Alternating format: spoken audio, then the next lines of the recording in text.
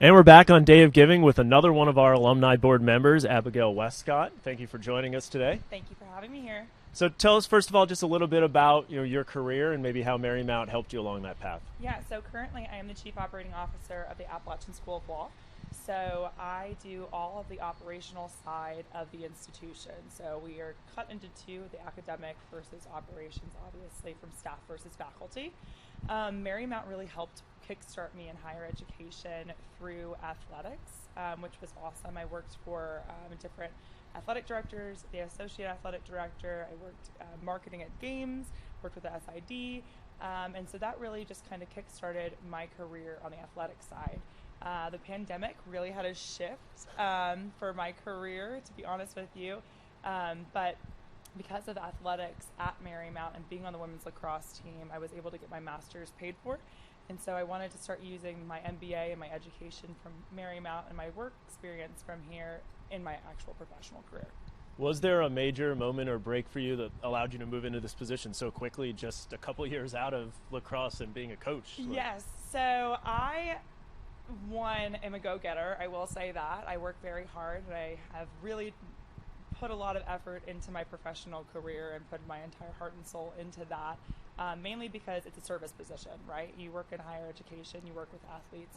It's very hard to be able to be in a position or a role at a higher ed institution where you're not service oriented. You have to believe in the institution, you have to believe in the students.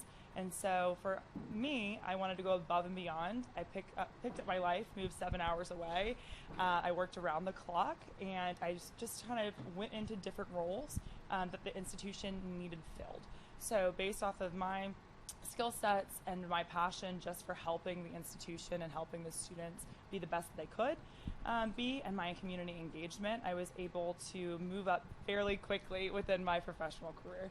So you moved 7 hours away, but you're still teaching here. Is that what I understand? That is correct. I commute 7 hours every Thursday for my Friday morning class.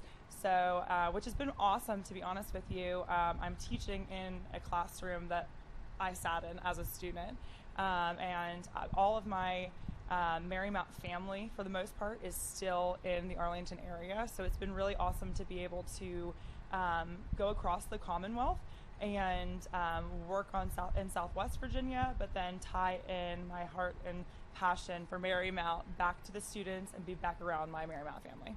So how did you first hear about this alumni board, and why did you want to get involved?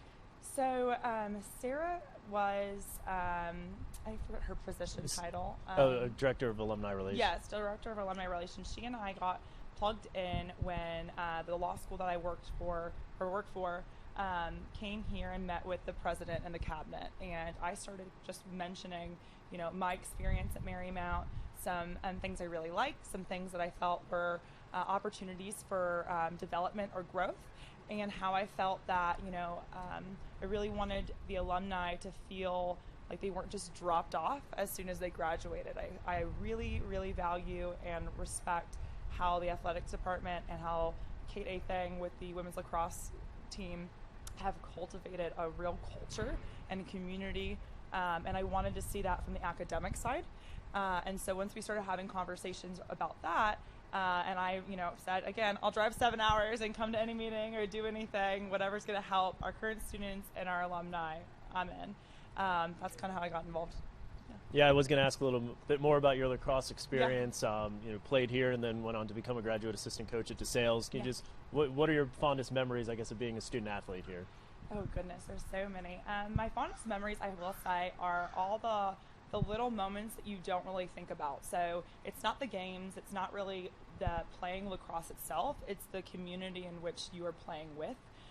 For me and my teammates were everything. They still are everything. I'm very close still with all the girls that I played with.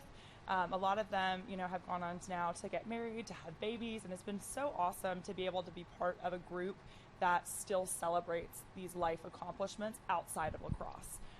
So for me, from a lacrosse standpoint, I do have memories, obviously, of highlights of great athletic ventures, but it really was more the social and community component. So finally, you'll be serving as vice chair of this alumni board. What are some of your major goals for the board?